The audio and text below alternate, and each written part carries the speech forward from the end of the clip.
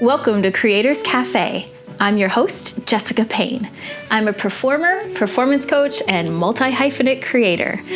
I'm going to be bringing you conversations with some of my favorite creators where we talk about the sublime and the specifics of the creative journey. So grab a drink, get cozy. Let's go. My guest, Trojan, is a comedian, actor, and entertainer. Trojan has a residency at the Laugh Factory on Sunset in Hollywood. He was born in D.C., but named after the capital of Iran. He leans into his half-Black, half-Persian background in his comedy. Trojan has a law degree and a background in economics and political science, so his comedy on racial relations is incisive and inclusive. Trojan is a TV and radio host. He's also acted in several films, including Dane Cook's American Typecast, which I really enjoyed. He also regularly tours with Maz Jobrani, and I got to see them both recently at Flappers. Trojan's comedy pulls in audiences with light jokes, teasing the bro in the front row, and then he suddenly Aikidos the conversation, and he's got a take on the Middle East conflict that I've never heard before. He inspires me how he devotes so much time and energy and attention to shows and tours and fundraising with a focus on world peace and uniting people through laughter. Please enjoy my conversation with my friend, Trojan. Welcome, Trojan, to Creators Cafe. Cheers. I just cheers. Felt official. Yeah. And you're drinking water today? Yeah. I don't drink alcohol. Okay. So a lot of people always ask me why, and it really comes down to it's expensive. I don't know how people can afford. It's not like have you ever met someone with a cocaine habit and you're like, what do you do? Like, cocaine's not cheap. That's okay? funny. It's not cheap. Like, wow. Like, good for you, you know? You're sustaining your own habit. That's what I'm saying. Like, how is this a thing? I'm barely able to afford the addiction I have to food and sustenance. Like, what are we doing here? Yeah. So I've never drank alcohol, and I'm not much of a, I guess I drink soda, juice, I guess, but water. Yeah. I've never had coffee, and I've never had, what are those energy drinks? Oh, yeah. I've never had an energy drink because they are liquid cocaine. Yeah, that's insane. Exactly. Yeah. Like, why would you want to stay up? I already have problems sleeping. Yeah. Like, why would you want to be awake I've never even understood people that do, like, K or any of those drugs that, like, make you sleepy. Like, why?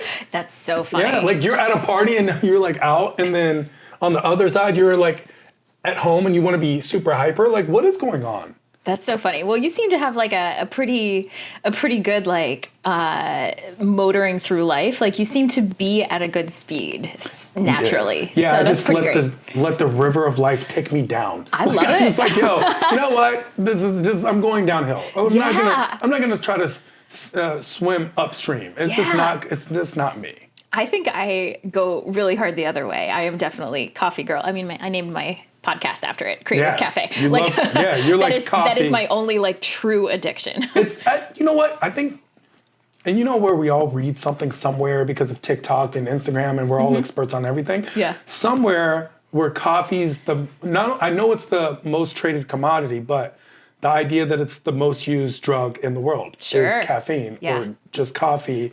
As like everyone's addicted to coffee. Yeah, definitely. So good for you for being ahead of the trend. Like, you were addicted before everyone else knew they should be addicted. Yeah, I was like, I see this, I see the future. What happens when you don't drink coffee? I recently learned I have ADHD, like I was undiagnosed. And so it turns out I've just been self-medicating for years. And I've tried a couple of different drugs, and this like coffee plus like the tiniest little bit of some stimulant is actually the best. And so like coffee and Adderall, like if you mix Adderall in your coffee. I try to space it out because if not, I get a little manic. And I do like half decaf now, so it's okay. So now you're like trying to temper your own addiction. Yeah. By doubling up your addiction. Like, you're like, I do half decaf, so I drink twice as much. So that I can have the Adderall. It makes sense. It's I mean, under medical supervision, but I gotta say, it's like life-changing to me because I've always had a creative mind, but I'm very good at the like big kind of like see all the constellations in the sky as opposed to like spotlight focus unless I'm super interested in something. And now like the Adderall actually really helps with that side. A lot of people in the entertainment business, whether they're diagnosed or not, do use Adderall. Yeah. I know like a lot of people on, I won't name the shows, SNL, but they like. Oh, I'm sure with that schedule. That schedule. Jeez, yeah. Another thing, I've never drank, I've never smoked, I've never tried any drugs, like including marijuana, because people just assume, I guess maybe my hairstyle. I don't know what it is that they always assume I smoke. Yeah. Plus, I always seem high all the time. You're calm, and nobody's like, calm in LA. What's up, bro? And then I've never tried any Adderall-y thing or anything. I feel like I don't know what I would be like. That's really interesting. I'm like really sensitive to medicine, so I'm pretty hesitant to try it, but it really has helped me a lot. I mean, so I'm not against medication. Yeah. Oh yeah. Like where people are like, oh my God, no, I use, organic tea leaves if I have cancer. I'm like, no. Shoot me the chemo. Like I'm not against medication. Yeah. I just don't utilize it or use it. It's actually the reason I don't drink alcohol is specifically when I was a kid, one time, either my parent or a sibling like was drinking Nyquil, they were sick. So as a kid, I tried it. Like I was like just gonna try, and it was so bad that it was so like I still remember I still get this when I think of it. Lose everything off of alcohol. Yeah. That NyQuil saved your life, man. That's great. A lot of comedians don't drink. A lot of people don't know this. Dane Cook, everyone's favorite frat boy, has never drank alcohol. Really? That is a real thing. Chris D'Elia, everyone's favorite possible criminal but comedian, when he's at the top. Yeah. He's never had alcohol. See, I know so many creatives that are now sober because I think that like sensitivity that comes with being creative leads a lot of people to self-medicate in whatever the ways are. But that's interesting that there's so many people that a lot of never drank. I never knew. And for me, it's because I like my train of thought, my natural way of thinking. Yeah. I would, in the way I see the world for myself. And I wouldn't want that to change. Yeah, that's beautiful. Yeah, that's the thing. Yeah. It's just beautiful, narcissistic, however you want to look at it. I think that's beautiful. the way it works. It's like, I think that the way I look at the world is right, so I never want to change that. Yeah. Kind of like how everyone thinks they're always right. So I'm just on that train. That's my ahead of the curve train. Yeah. Okay, fair. Yeah. I'm probably really interested in how everybody else thinks. So, I mean, I you're literally like have a show about it. Empathetic person. You care about people. Recently, you helped me with an audition that I had because you're so good at just training that actor mind. And you were like able to, I guess, bring out the best in me. So that's something you would do.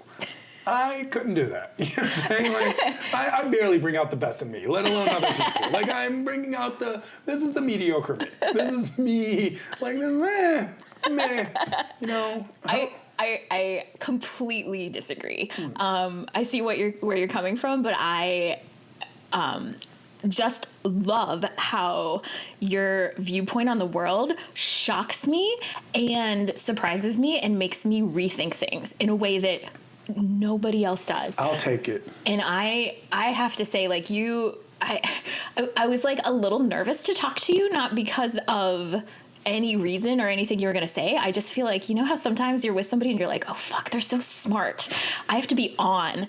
And I was a little like, oh, I have to like, you're going to call me on my bullshit. And I know things, but it's also because I'm deranged. Like, I like knowing things. My friends, a lot of the comedians have this thing where they talk about like, who's more right, Tehran or Google? Tehran will be more right.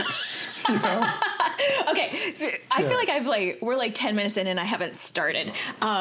So cheers. Yeah, right. Let's start again. How do you think of yourself as a creator and as a creative? As every creator and creative does, I think I'm absolutely brilliant. That's the idea.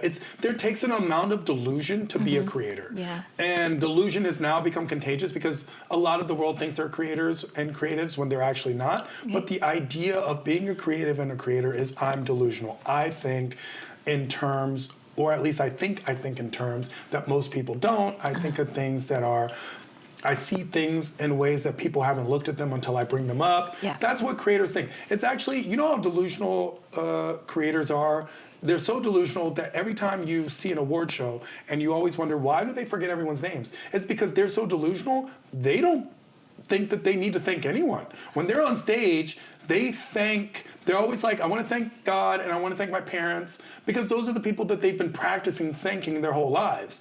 But then they forget Barbara and Johnny and Jimmy and Sarah and Kara. Why? Because to them, all those names are interchangeable. It didn't matter who their team was. They were going to be on that stage no matter what. That's the delusion it takes. There are no statues or awards given to sane people. Because if you were sane, you would never do these things. You would definitely never enter entertainment. You would never enter Hollywood. You would never get on stage. Yeah. You will never put yourself out there. You would never deserve or want following on any social media platform. If you're sane, none of these things actually appeal to you.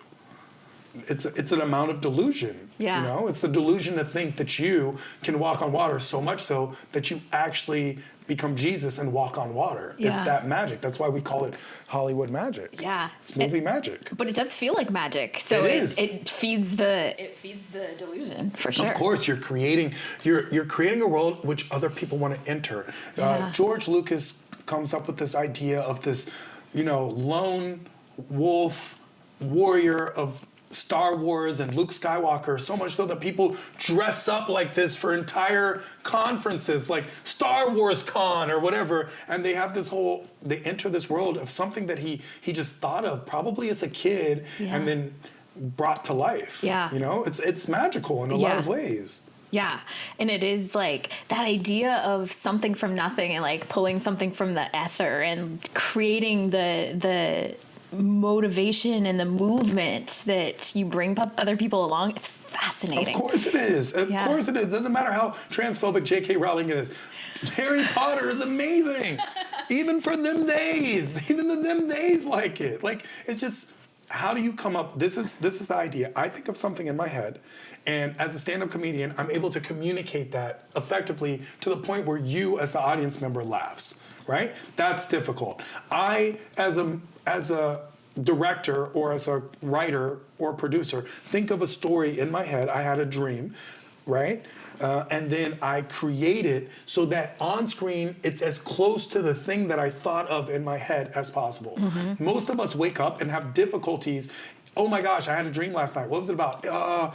There was a frog. Like, we can barely explain that. How do you bring that to life so much so that other people see exactly what you saw? Yeah. First of all, do you have really powerful dreams or do you not remember them? I have some of the most boring dreams of all time. Like, my dream is I'm working at an office. Like, I have these dreams. It's just like very realistic. But my dreams are always just so realistic that when I have what people think are like, they would think of as scary dreams, I find them exciting. Like, I try not to wake up. And also in my dreams, because my brain, I feel like it never turns off, in my dreams, I know it's a dream. So when something goes wrong, I just reset. I don't know why. I'm just like, oh, okay, this one, okay, reset. No fear, Yeah, I can do that too. But I have like movie dreams. Sometimes I wake up tired. It's like really great from the creative side, but I'm amazing. Like, I'm exhausted, man. I need a nap now. The one thing about my dreams, and I feel like most people should think about this, I'm the best casting director ever. Like, the people I invent in my dreams, I'm like, where did I create this person? This person's not real. The people walking by or whatever, like, I'm basing these off what? Oh man, they were so realistic. Who am I? Ooh. I should cast, I love that, because in your storytelling, in your stand-up, you're so good at describing people and also kind of seeing things in people in the audience in real time. You definitely have that talent. So maybe that's the thing. Maybe I'm in the wrong. Maybe if I was a casting director. You're just like, here, now. Perfect. Nice. I would have picked Chris Hemsworth. You know what I'm saying? I mean, yeah, he's a good choice. How good looking is that guy? He is. How good looking is Chris Hemsworth? It's a little insane, right? That he's real, that he exists. He's so good looking, he makes his good looking brothers look ugly. That's a real thing. I need to talk about that on stage, because that is a real thing. Chris Hemsworth is so good. I don't know why this just hit my head, but I saw something with Thor and I was like, how good looking is this guy? Yeah. Sheesh. Yeah. And then we were delusional enough to think we should also be in Hollywood. See what I mean? I'm delusional enough to think we should be acting with him. Yeah, like, why are we not? He could be in my pilot. A co-star, that's fine. Yeah. He could be a co-star. He could be a recurring, maybe. That's a real thing. Yeah. Yeah. What's your favorite shows of all time? Ooh, I really do love like Star Trek. I like Which the one? Original? Next Generation. Captain Picard. Yeah, Got totally. that whole I crew. think I like that.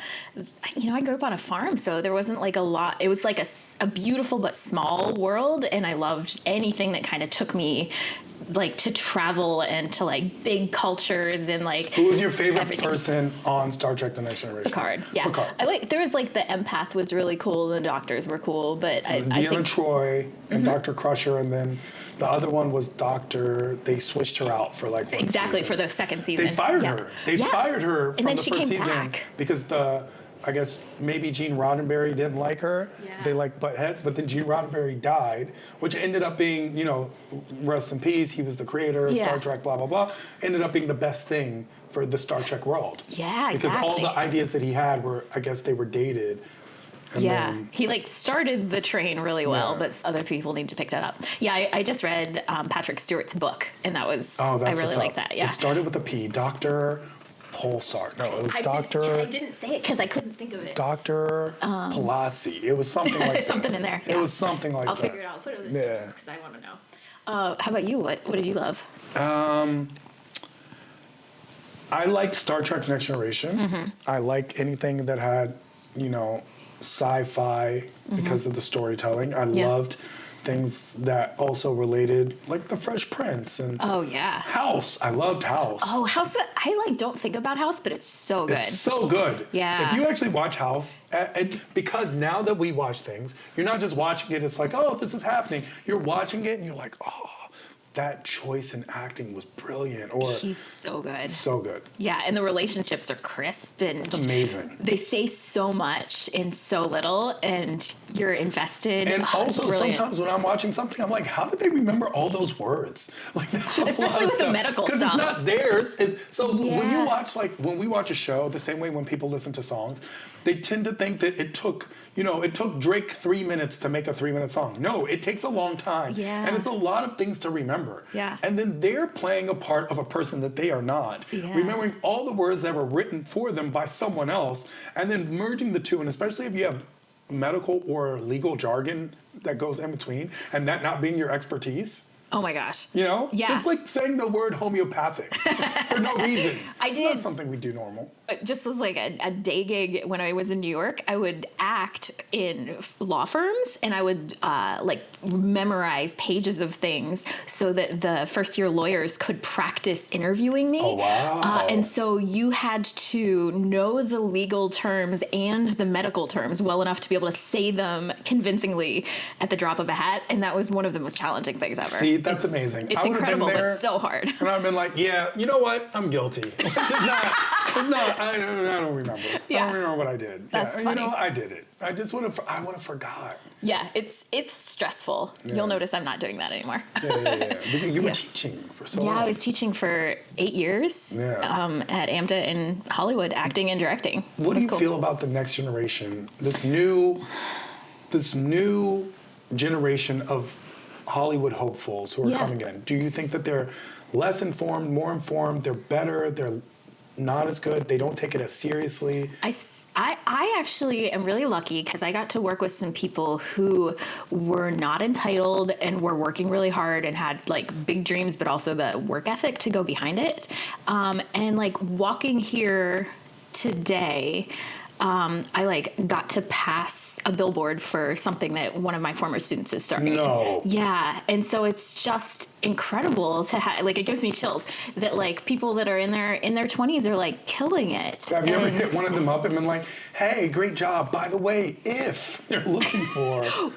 I try not to be like use them, but I do if I like see people that are doing good things, I try to like connect them with people. Sure. Or, I did a reading of my pilot last year, and there was a young woman that I was just like, oh, this part would be great for her, and I had her read for it.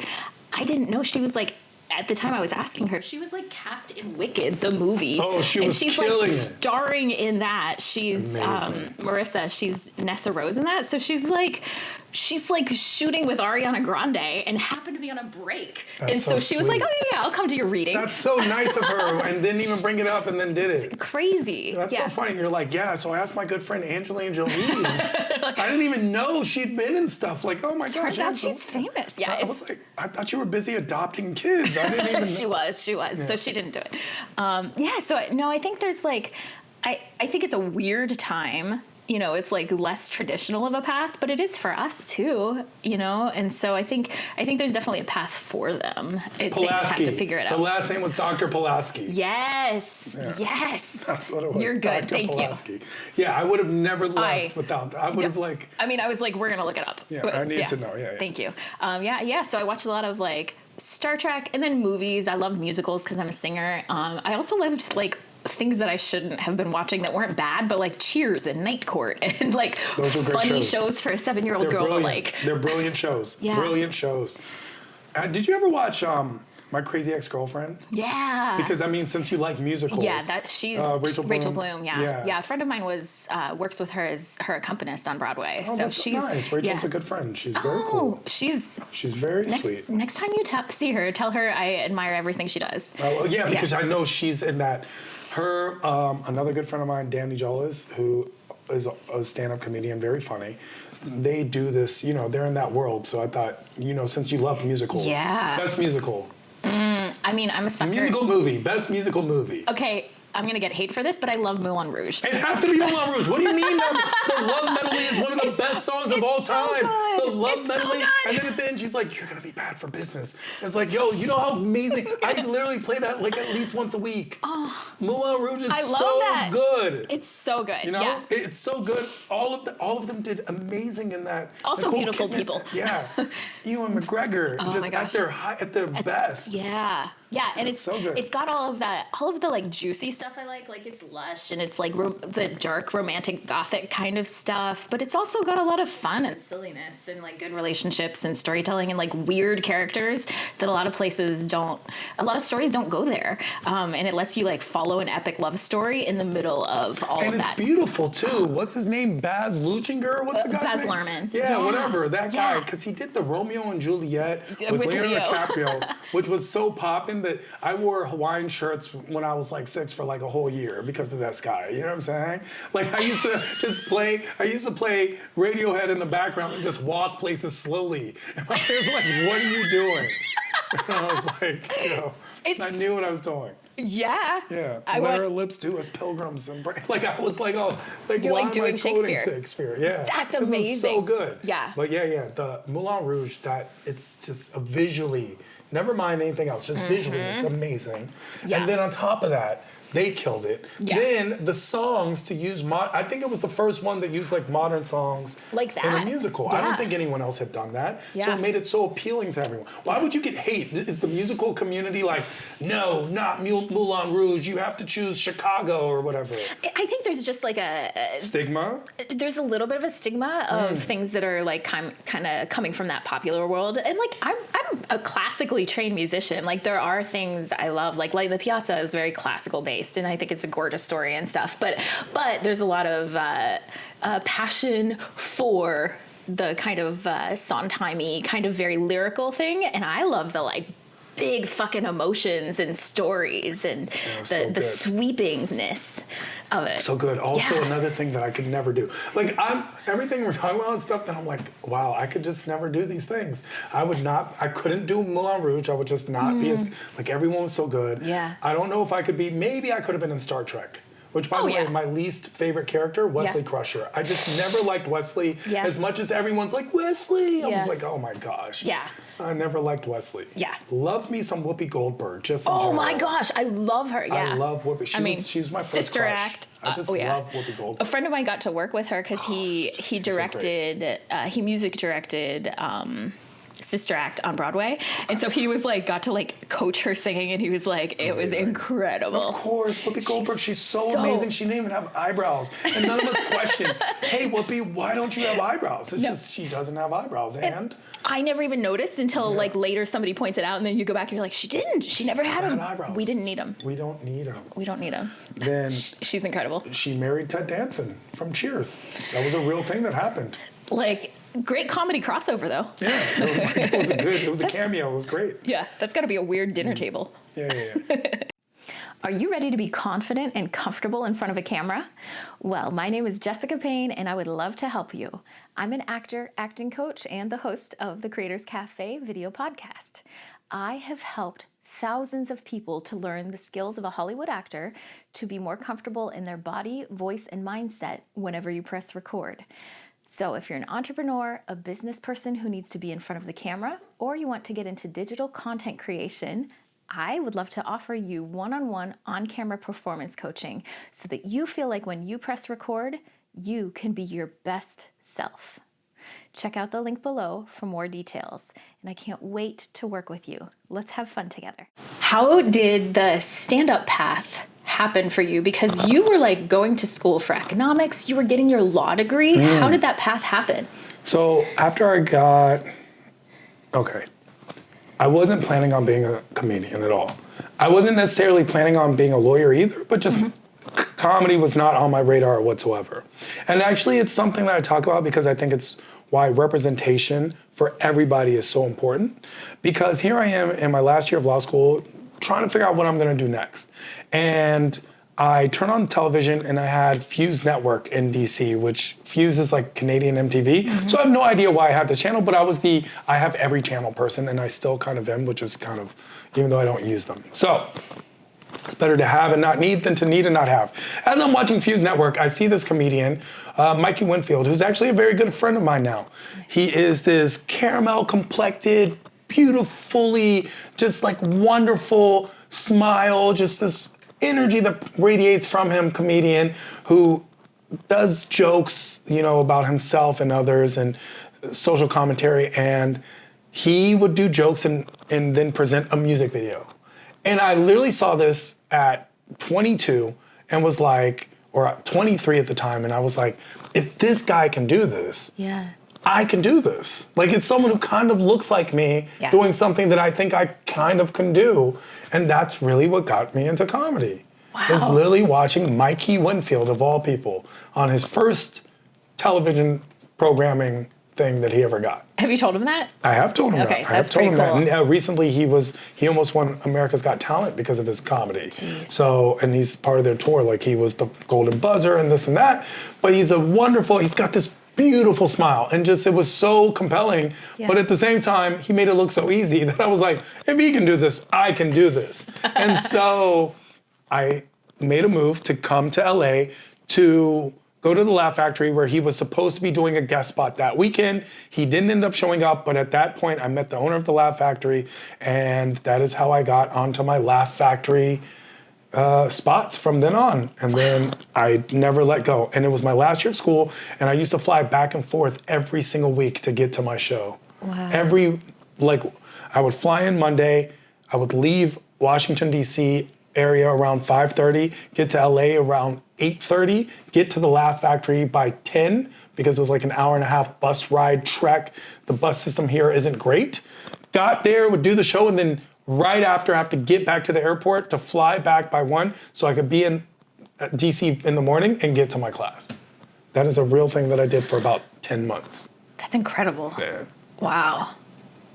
And like, now anybody who's driving down Sunset Boulevard and looks at the Laugh Factory will see your face, because you have a residency and have exactly, like then. the billboards and this, and it's really cool because it says that you can do it. So many times do we look around, we go, oh, I wish someone would do something about that, for example. And it's like, wait, look in a mirror. You are someone. You can do something about that. You can manifest your own destiny, and not in the manifest destiny colonial way, but in the idea of manifesting destiny for self, in which you are the master of your own universe. Yeah. Things we learned as kids, watch He-Man, he was the master of the universe. Well, you are He-Man or She-Man or whoever you want to be, man. I was very into That's She-Ra. the whole thing. That was the idea, and here we are just living the dream, which, you grow up and you realize not only is it possible, the dream kind of sucks. We should have become doctor. Your parents were right. Like, listen, ultimately the goal is, everyone else, listen to your parents. They are right, okay? So, but that's the thing. I wouldn't change it at all. Yeah. But that's what got me into comedy. That's I was always like incredible. smart. I was always a smart ass and being funny in school and class and this and that and on teams and to the coach and everything. But then I, utilized it towards a career. Yeah. And now I get to be a smart ass for pay. That's pretty fantastic. Yeah, that's a real thing. And you're very smart. I appreciate that. Very smart. And I mean, that's half of why I love your comedy. It's a part of why I love your comedy. Well, thank you. It's, and the other part's because I'm an ass, and that's what sells it. I'm a smart ass. Smart boom. and ass, half and half. No, it's because your comedy is so smart that it's invigorating. It like sets the audience on fire. Like, it's funny. It has to be funny or it wouldn't work. It's funny, but it's sneaky smart funny. I like that. And I also like that you come across as kind of you have this persona that's kind of a like narcissistic jackass. Yeah, no, it's fine. That's what I'm pushing. That's what I push. I'm a douche. Like, the idea is this. I'm a douchebag doing this. Yeah, like he wears a robe and a hat with his name. Yeah. He's currently wearing a shirt with his name and a chain with the name. Pushing the brand. Pushing the brand. And so you go in expecting something, and then you kind of cut it off at the knees. And you actually are one of the most loving people I know, one of the most thoughtful and open-minded people I know. And you do it all under the guise of being like a douchebag. That's the point. I'm trying to you're break like a Trojan horse. Constructs. That's what I like. I'm breaking social constructs. That Trojan horse, actually, that analogy is exactly how I describe it. Is that it's the Trojan horse of comedy. You go in, everyone's expecting this, and then you just turn left. Yeah. And they're like, wait, but we're over here. Exactly. And that's what I like, is not everything is what it seems. Mm-hmm. Expect the unexpected. Mm-hmm. And that's what real comedy is about. Good comedy makes you laugh, but great comedy makes you think. And that's ultimately what made me gravitate towards comedy the most, is the idea that our philosophers in the modern day are just our best comedians. Mm-hmm. That's really the way it really works. Who's made you think more about race than Chris Rock or Dave Chappelle? Who's made you think more about the LGBTQIA rights than Wanda Sykes? Mm-hmm. Who has made you think of family life more than Louis C.K. pre-ejaculation in the green room? Like, the idea is these are the people that made us think of these things, Yeah. And now, it's not just that you relate to me, it's through me. You get to relate through me. And hopefully I get to show you about things that maybe you didn't think about, or perspectives you maybe didn't think of. Yeah. And everyone finds this middle ground. Well, and you have this really incredible way of putting to words things that I know I feel and I haven't been able to articulate yet. And I am very confident in how I see it, but I don't see anybody saying it, because people are very divided right now, and there's a lot of like camps of thought. And I appreciate that you are not afraid to go in the middle zone and just say what you actually think. And it's shocking to hear someone who is so committed to free speech, but it's great, and it's really inspiring. And also it's validating to all of us, because most of the times you'll realize a lot more people think things, and we never talk about these things. Yeah. Either we're embarrassed in some way, or we're not sure, or it's just, it's something that we feel like should be private, even though we don't know if it's supposed to be, or whatever it is. Yeah. Or as you stated, there are things that you have felt, but you haven't really taken the time, which I'm confident that you would be able to, or weren't able to articulate that way. Yeah. And that's actually what music does too, right? Music takes a lot of things we have felt, and it puts a music track to it, a theme song to it, and now we know it's real, whether it's being in love or feeling helpless or hopeless or whatever it is. Well, that's what comedy is supposed to do too. And as Chappelle says, like, very eloquently, when a musician goes on stage, they play an instrument and the sound they make is music. Well, as comedians, when we go on stage, our instrument is the audience and the music we make is laughter. Oh. And that's how you know you're making the music. So that's what I'm trying to do. And hopefully making people think and be a little more open-minded and a little more understanding and tolerant in the meantime, without being preachy. More and reachy. that's why it works. Ooh, yeah. Not preachy, but reachy. I've never heard that. That's really good. Yeah, That's really good. Trademark. copyright. Yeah.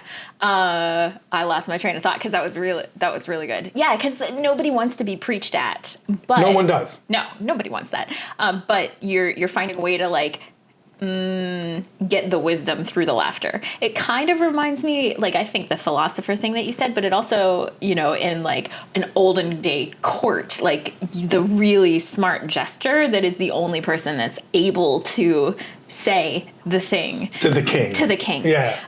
and I think you're able to twist things like that in a really incredible way. And get people, you'll see, like in the crowds, a lot of people, different backgrounds, people who typically might not even be in the same place together, come to a lot of my shows and they're in the same place. In the height of everything that's going on in the Middle East and Israel and Palestine, I had a show for Netflix as a joke, where it was Israeli and Jewish and Palestinian and Muslim comedian, the lineup. And Arabs, because there were Arab Christians, which people tend to forget exist. Put them all on the same lineup. Walking in, the audience was so tense. People were sitting, they were divided, they weren't sitting next to each other. They were looking like, why is this person here? Why is that person there? And it was packed. And yet by the end of the show, people were hugging, they were apologizing outside. Like, I remember there was a woman in hijab and she hugged a woman in a shadel, which is what a lot of Orthodox Jewish women wear to cover their hair, which is like another wig. And they were hugging and it's like apologizing to each other. And it's like, first of all, you guys aren't even what caused this, okay? There's no apology. But just understanding, like, I never thought this and I never thought that. And that's really what it's about, you know? So when you're in a room full of people and a tragedy occurs, you're crying. And you're even in a room full of people, you're still crying alone. But if you're in a room full of people and comedy occurs, you're laughing and everyone's typically laughing together, you know? And that's the thing about laughter is it really brings people together. Yeah, it's a really unifying force. Yeah. And I think your audiences are so mixed culturally and you get to talk about so many different things that it just takes people out of that comfort zone and makes them kind of re-examine things, which I love. It does. It helps my background. I'm half Persian, half black. And then on my dad's side, his family's Muslim and Zoroastrian. And then my mom's side, they're Christian and Jewish. So you have like so much Venn diagram inclusivity. Yeah. And I'm just right there in that middle. It's like, are you? Yes. Are you? Yes. Are you? You know, like next year I was planning on becoming trans. I just feel like that's the last thing. Just yes. And so it's like, I try to bring everyone together. That's what it's really about. That's what comedy's supposed to be about. Freedom of speech, pushing thoughts, pushing the envelope, broadening horizons through absurdity, and bringing everyone together. That's really what real comedy is supposed to be about.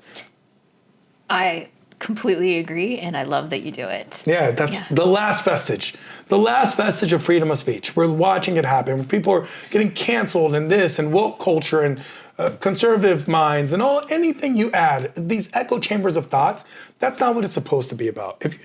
If you don't believe in the freedom of speech, for those you disdain, you don't believe in the freedom of speech.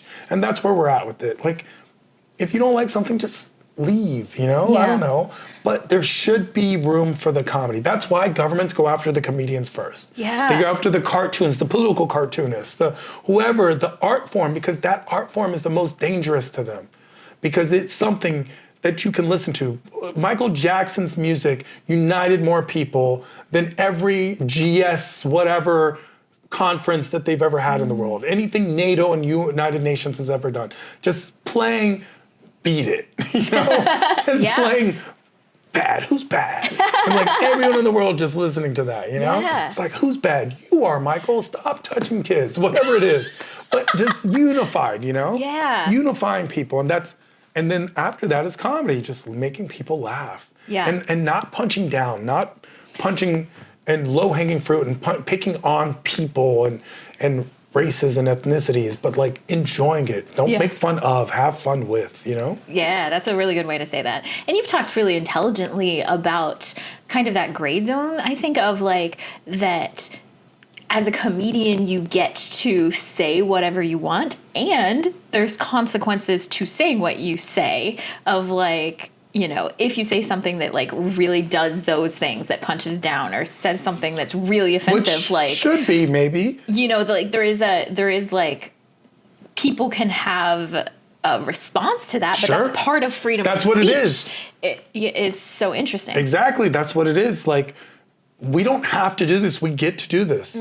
So if you put yourself out there, don't be surprised that people are going to have things to say about it. Yeah. Right? You get celebrities who are like, oh, stop taking my picture, paparazzi. Like, what do you mean? You wanted to be famous? Well, welcome to being famous. This is, how come when you wanted to be famous, you wish the paparazzi were there and now you've made it, there's paparazzi here and you're annoyed. Like, this is all part of it. I do want to say though, when it comes to being canceled, no comedian has actually been canceled for something they've said. Not a single comedian. Now, people will bring up, what about Kevin Hart? Kevin Hart made some tweets that at the time seemed possibly homophobic because they were like punching down on the gay community, which at that time was something that most of the world did at that time. Like, that was the terms that we would use, because we forget that the world does change. I don't get mad at Paula Deen for using the N-word in the 60s, Like, that's what happened in the 60s. But if she did it now, it'd be a problem. Even though her pies are so good, I might forgive her. They're like, oh, but her pies. But it would be problematic. So Kevin Hart, but here's the thing. Kevin Hart, the comedian, did not get canceled. Kevin Hart, the Disney brand, got canceled. Kevin Hart, the Jumanji 14, like, hosting the Oscars is not like typically what an average comedian would do. You can go do a bar show in Topeka for $40 and no one will stop you from anything. It's like, if you want to be this brand, you have to be maybe more culturally or like societally just woke or just aware in those terms. But typically speaking, no comedian gets canceled for anything. However, should there be consequences for comedians who punch down? If the people don't like it, yeah, there should be consequences. If you're saying things to be that person or they're just not funny. Like, the point of a comedian is to be funny. If people don't think you're funny, it's not, the problem isn't the people, it's your lack of funny. Yeah. So be more funny. But then when it comes to the audience, there's also a responsibility. Just because you're offended doesn't mean you're right. But on the flip side, just because you're offensive doesn't mean you're funny. There's a fine line in between. And that's where I hope to find my comedy. Yeah. Yeah, and it is interesting to me that you kind of push the offensive narrative for kind of really sweet purposes. Yeah, I'm offensive for you to be like, I don't want to be that offensive. That's such a great point. Oh my God, that's so funny. Yeah. I'm never going to be that offensive. That's kind of what I do. You like lead with the thorns when actually you're a rose. Exactly. That's really great. But yeah, that's the thing, I'm taking that. But that's the thing, like, yeah, where you're like, oh, wait, oh, sheesh. That's what I hope to do, at least. That's my... Well, and because I just come from such a different place, because I'm a super empathetic, sensitive softie, and so like your model just does not work for this brand. Like you would never say. But that's the thing. So it's like, that's why it's so exciting and invigorating to watch your stuff, because I'm like, actually, I think we're kind of coming from the same place. We're saying the same thing, just in different ways. Totally different ways. Yeah. But I love it. And because I say it the way I do, I feel like it just reaches more ears, because it's even reaching the people who didn't want to hear it to begin with. Right. They're on board with the thorns, and then they're now drawn to the rose, because I've led that's right, we hate those people. But actually, so it's like, that's kind of, I'm hoping that's what gets people in. It's the spoonful of medicine that helps the sugar go down, because everything's so sugar coated. People just live in echo chambers now. In their bubbles, and social media is not helping. The algorithm basically just shows you what you want to see to begin with. And so, and what you wanted to see, like, in the past. Yeah. So you're not getting that new information. Exactly. So I'm hoping that the way I create breaks the algorithm, because they don't know what, like, wait, I didn't know he was going to say this. Yeah. That's where it is. Okay, so right now you're doing a lot of stand-up. So you've got the Laugh Factory. I just got to see you at Flappers with Maz Jobrani. It was a fantastic show. So glad you came. So fun, thank you. You also have done some acting work. So I got to see you in the Dane Cook piece. So funny. Honestly, if this was 2004, my career would have been so on. If I was in that, it was like Seth Green, Dane Cook, like everybody, I would have been like, if that was 2004, I would have been so in right now. Yeah. I would have been like, oh my gosh, That's a real thing. Timing is everything in Hollywood. Yeah. So it's just interesting because you're like getting to work with these incredible world-class comedians regularly. Yeah, it's crazy. What's that been like? You know, it's the reason why I say it's crazy. No, by the way, anyone who's mentally ill, you're probably not watching this. Let's be honest. So crazy. Nah, you're on the ride with me. It's fine. But if you're in Hollywood, right? We've already established, welcome to the club. Actually, it's fine. But it's people that I watched or knew of or whoever, and now I'm like just friends with them. Like a Dane Cook. Here I am one day watching Good Luck Chuck, you know, and being like, oh, this is so funny-ish, you know? And then you're there and it's like you're with Dane Cook and you're like, oh my gosh, and Dave Chappelle and all these people. And then also, so on one side, like Rob Schneider, Adam Sandler is like you know these. I knew Bob Saget. You know what I'm saying? Wow. You grow up like watching Full House, and then you know Bob Saget in real life. You know, and he's like seeing where you're at. It's really interesting. On the other hand, you know what else is interesting is watching people become Dane Cook and Dave Chappelle and Bob Saget, is watching Matt Rife, who I started out with, you know, watching who was in the show with you. 17-year-old who was in that movie with me. 17-year-old Matt Rife hitting comedy clubs, pushing it. And then, you know, one year at the most he's making $55,000 doing comedy. And then the very next year he made $55 million doing comedy. It's watching Tiffany Haddish and knowing when she was living in her car and going through all the turmoil she was, and then watching her be on Girls Trip and then just take that ride, or Gerard Carmichael or Chris Redd, or these people who are like friends, and watching them just become, you know, the biggest comedians or the biggest this and that on the planet. It's very surreal. Yeah. And seeing the process in front of your eyes, a London Hughes, and then she's now hosting like this show on Netflix and so on. It's very interesting. And then also hearing their complaints, you know, and hearing things that they say and telling me that sometimes Hollywood doesn't give them their fair shake. And you're like, but you're XYZ. How is that even possible? Yeah. It's just a very interesting ride. Yeah. Do you see anything that the people that do kind of take that next step have in common? I see that it all happens within due time. And I also see that if you're not prepared for it, right? It's no overnight. There's no such thing as overnight celebrity, even for the Hawk Tuah girl, okay? There's no overnight celebrity. So even Hawk Tuah had been Hawk Tuahing for years before that chance came up. You know how many Hawk Tuahs she's given? You know what I'm saying? She's been Hawk Tuahing, and now the next guy's just waiting for her to Hawk Tuah. Just like, yo, where's the Hawk Tuah? So even her with her celebrity where everyone's like upset about it, it's like, there's no chance. It's not just, oh, it happens. It's opportunity meets preparation. These people are prepared. Everyone, even the person that wins the lottery, it's very rare. It's the person who played the lottery for the first time. You've been playing lottery for years, 20 years, then you finally win. You even need a practice when it comes to the lottery. So all this stuff takes practice. That's why things like acting class, being around it, going to it, studying it, examining it. There's no other business where people would just be like, you know, oh, I just decided today to be a doctor. Do you think I'd be a surgeon? Just let me do the surgery really quick. Oh my God. But people will ask me to be like, hey, can I go up at the Laugh Factory? I'm thinking about doing comedy. Like, this is the NBA of comedy. What have you done to get here? You need to be, It's like, no, it's not how it works. No. We make it look easy. Yeah. Practice makes perfect in all of it. You definitely make it look easy. How do you go from no set to what we see that's so polished?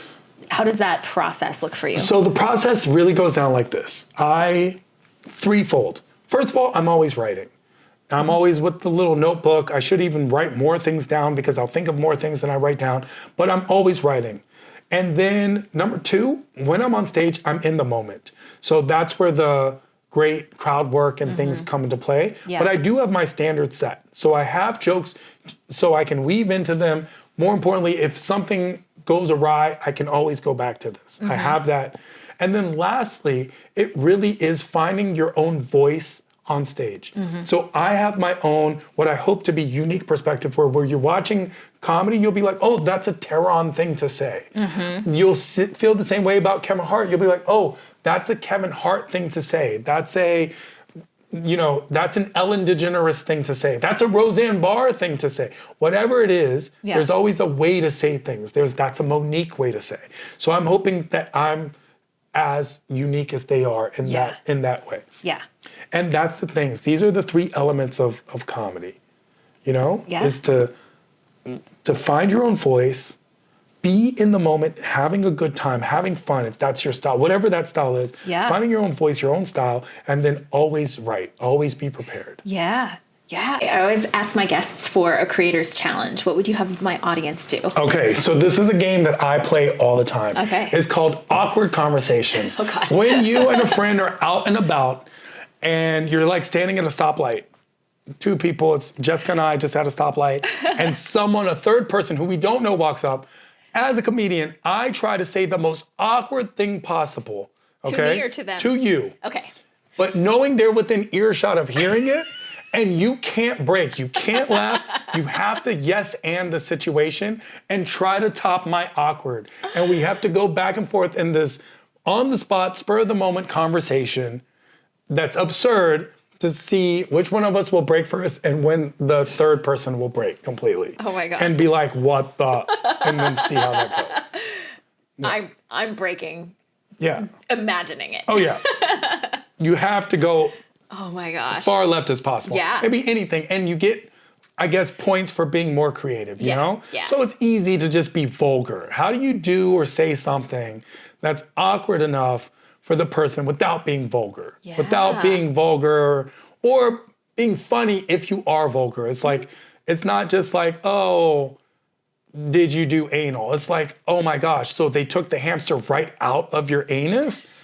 Like, you gotta elevate it. You have to step it up. Yeah, it has to push the boundary. Okay. And be like, yeah, but my mom wasn't happy because it was my little brother's hamster, Yeah. And you just going, and that person who just came in has no idea what you're talking about. Yeah. They've now, entered a conversation. Yeah. And then if you want to take it up a notch, what you have to do is play a game in which you don't say anything. It's so vague that a person can take it the wrong way without you meaning it. And like, where if they were like, what? And you'd be like, we're talking about doorknobs, bro. Like, or you're like, yeah, and then I touched it and it was so big. And then oh yeah, I loved it, it was thick. And they're like looking, you're like, doorknobs, my guy. What did you think we were talking about? Yeah. If you want to be elevated. Yeah.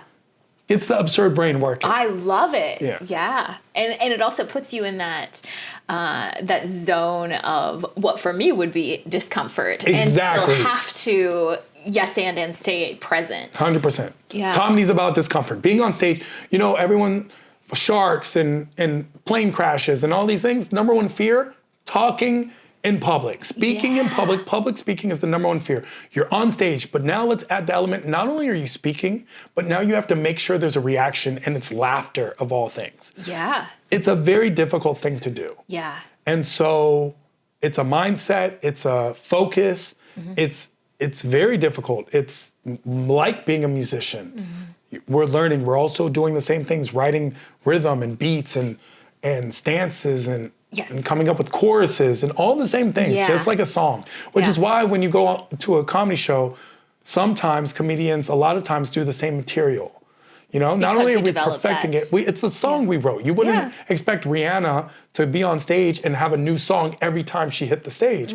Same thing with comedians. But more importantly, we're taking social observations or jokes and we're putting them together. So it's the same thing if, you and I walked by like a stone, we would just see a rock. Michelangelo would see David, the thinker. Someone would see the thinker, like Rodin would just be like chip, chip, chip, chip, and chip away. That's what we're chiseling away on stage until we perfect it. And then it goes into the statue of our comedy special. Yeah. Okay. And then we go on to the next. Wow. When you get on stage, what mindset do you try to be in? When I'm on stage, am in this no expectations mindset. That's what I find works best for me. Okay. Where I'm not a caterer. I'm not catering to the crowd. I'm comedianing for the crowd. Okay. So I have a point of view, and I'm getting this point of view across. Okay. But And so just as long happens to as be you get jokes. it across, you've Exactly. succeeded. That's it. I'm not catering, Okay. there's these people in the crowd that I'm going to talk about this or that. Yeah. That's not what I'm doing. I'm going to just do my comedy. Yeah. And hopefully it relates to everyone. Yeah, it definitely does. And it's got that virtuosity of the musician. And I have seen you do different sets, and I see the kind of the bookmarks that give you the structure, but then what's in between evolves over time, and I love to see that. Yeah, It's and ultimately I know where I want to end. Oh, I that's know, helpful. like, You I know have where like you're the going. end. I have like this, a bigger joke for the end. So I'll get there, Yeah. But sometimes how you get there, you never know. And especially if you interact with the crowd, you never know what the response the crowd's going to give. Yeah. And it's so interesting because just a couple years ago, pre-COVID, crowd work was kind of frowned upon in the comedy world. People were like, oh, well, then you don't have material. And then slowly they started recognizing the genius. Even comedy is evolving. Stand-up comedy is an American art form. It started here, and now it's, gone global. But even here, it's evolving. What crowds used to might get offended or might attack you on stage. Now they're laughing because they understand it's comedy. And they expect it. And they want it. They don't just expect it. They're like looking for that. Yeah. So crowd work, writing, having these brilliant jokes. Like there's a comedian, Neil Brennan. He's an amazing writer. He's just so smart. Just writes these great ideas and words that are like so much so that as a comedian, if you ever notice comedians, if you ever see a comedian in a club, they're never laughing. Okay? The most we'll do is like, because we're studying other comedians. And the biggest compliment a comedian can give another comedian is when you're like, I should have thought of that. Yeah. That's the biggest one. That's when you're like frustrated. You're like, I should have thought of that. Yep. Yeah. That always feels right for me whenever I'm kind of jealous of someone's idea or how they executed it. I know that's what I really care about. Yeah, it's like, sheesh. Yeah. Because it reminds you of how much you still need to grow. Yeah. As well as, it gives them respect. The respect that they hit that on the head. Yeah, exactly. And it's always satisfying to see like mastery in action. Always. It's just frustrating that you're like, I'm not there. Why am I not there? Exactly. Yeah. And that's the same thing when you see people who are your peers or even in your surroundings, they're on things and you're like, why? It's not that you don't want them to not be on things. You also want to be on things, whether We it's should shows be there or with Chris exactly.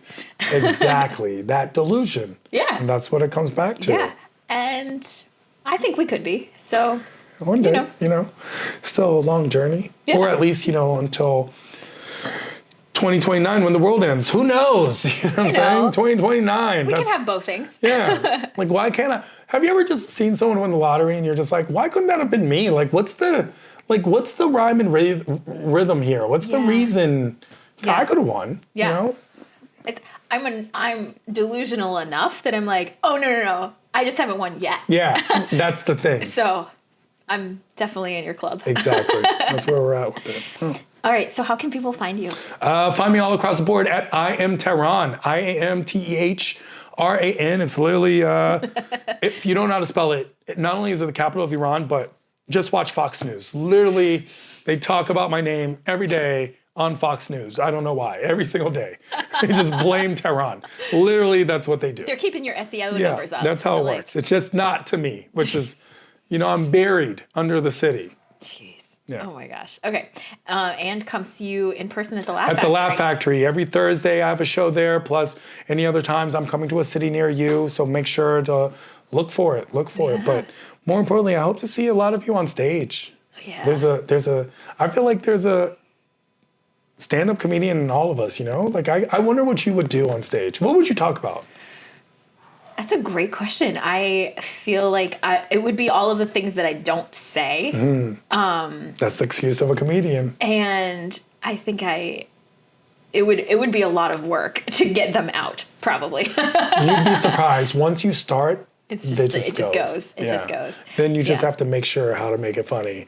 Like sometimes we'll blur something and we're like, oh, that look of anger is not what I was going for. Yeah. I would start with my fear of Instapots and then go from there. That's a great where to start.